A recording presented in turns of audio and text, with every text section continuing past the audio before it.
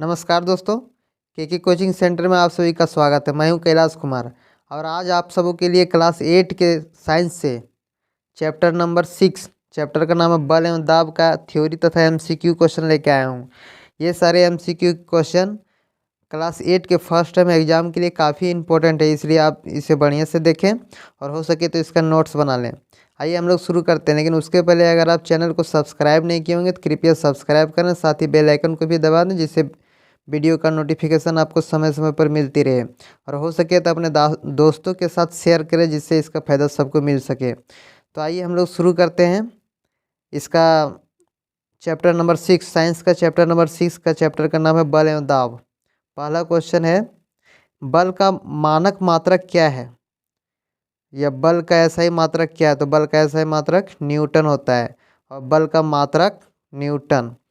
बोला है किसी गिरती हुई किसी वस्तु में कौन सा बल लगेगा? तो हम लोग जानते हैं कि जो वस्तु पृथ्वी की और गिरता है, कोई मतलब नीचे गिरता है इसलिए क्योंकि उस पर गुरुत्वाकर्षण बल लगता है, इसलिए वह नीचे गिरता है।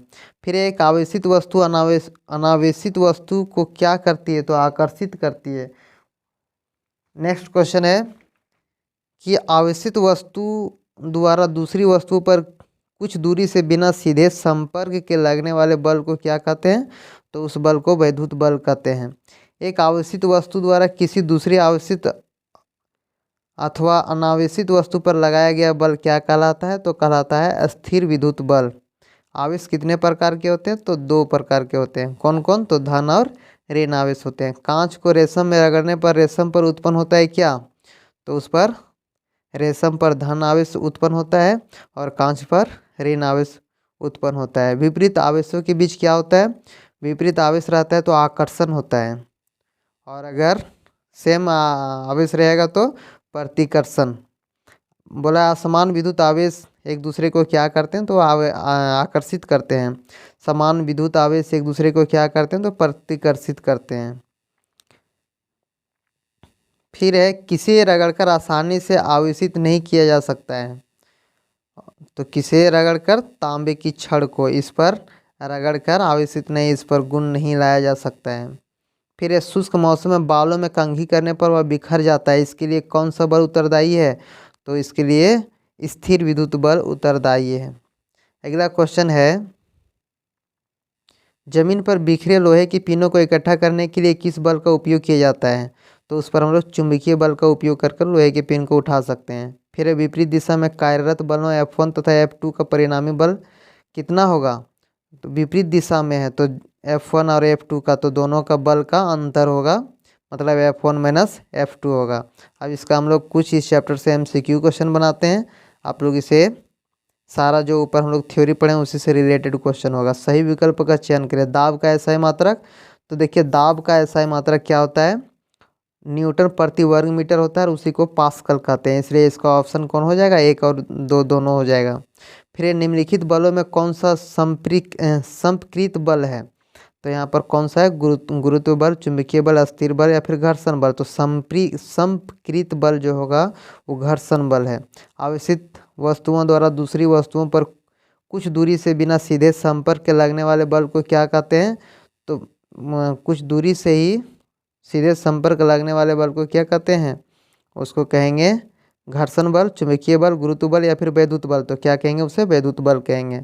फिर शुष्क मौसम में बालों में कंघी करने पर वह बिखर जाता है, इसके लिए बल उत्तरदायी कौन? गुरुत्वीय बल, अस्थिर विद्युत बल, घर्षण बल या फिर चुंबकीय बल। तो इसको हम लोग किस बल के कारण होता है? ये स्थिर विद्युत बल के कारण होता है। कुएं से पानी खींचना कैसा बल होता है? तो अपकर्षण। अपकर्षण मतलब धक्का देना, अभिकर्षण मतलब खींचना। तो कौन बल होता है कुएं से पानी खींचना? अभिकर्षण बल। प्रति इकाई क्षेत्रफल पर लगने वाले बल को क्या कहते हैं? तो उसको ताप कहते हैं, दाब कहते हैं, अभिकर्षण या फिर अपकर्षण। तो क्या कहेंगे? प्रति इकाई क्षेत्रफल पर लगने वाले बल को दाब कहते हैं। बैलों द्वारा गाड़ी को खींचने किस बल का उदाहरण है? तो वह बैल जो है अपने शरीर से गाड़ी को खींच रहा है, मतलब अपने शरीर की ताकत से। तो क्या कौन सी बल हो गया? पेशीय बल हो जाएगा। इसका ऑप्शन नंबर 1 सही है। उस राशि का नाम बताए जिसका मात्रक न्यूटन होता है। तो न्यूटन किसका होता है? दाब का, बल का, भार का या फिर इनमें से कोई नहीं। तो किसका होता है?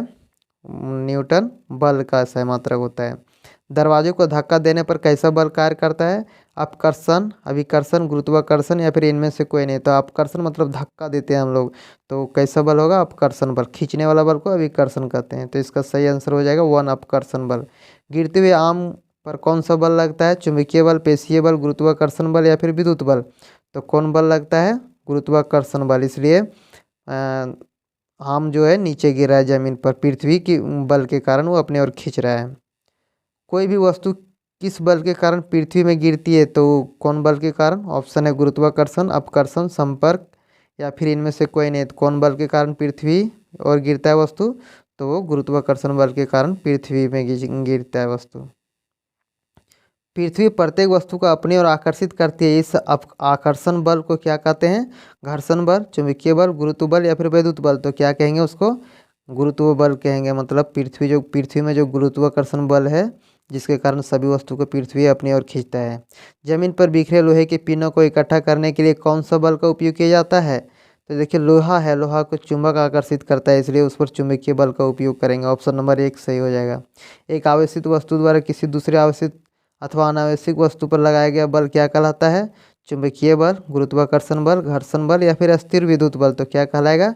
स्थिर विद्युत बल कहलाएगा। दिए गए चित्र में एक ईंट को 3 विभिन्न तरह के टेबल पर रखा गया है। ईंट द्वारा टेबल पर लगाया गया दाब क्या होगा? दाब क्या होगा? ए की स्थिति में सबसे अधिक, बी की स्थिति में सबसे अधिक, सी की स्थिति में सबसे अधिक या फिर तीनों स्थितियों में बराबर। तो क्या होगा? देखिए एक फिगर को देखने पर पता चलता है कि वो एरिया, वजन तो तीनों का द्रव्यमान तो सेम है और तीनों एक ही वस्तु है, सिर्फ रखने का तरीका अलग है। तो हम लोग जानते हैं कि जब क्षेत्रफल कम, मतलब सेम फिगर है लेकिन उसका क्षेत्रफल एक का कम है, तो कम क्षेत्रफल पर दाब लगेगा तो उसका दाब अधिक तेज होगा। इसलिए इसका ऑप्शन नंबर कौन सही हो जाएगा? पहला। तो आज हम लोग इस चैप्टर का MCQ क्वेश्चन और थ्योरी ख़त्म किए। फिर मिलते हैं आप लोगों से नेक्स्ट वीडियो में, तब तक के लिए नमस्कार। और अगर चैनल को सब्सक्राइब नहीं किए तो कृपया सब्सक्राइब कर लें। बहुत बहुत धन्यवाद।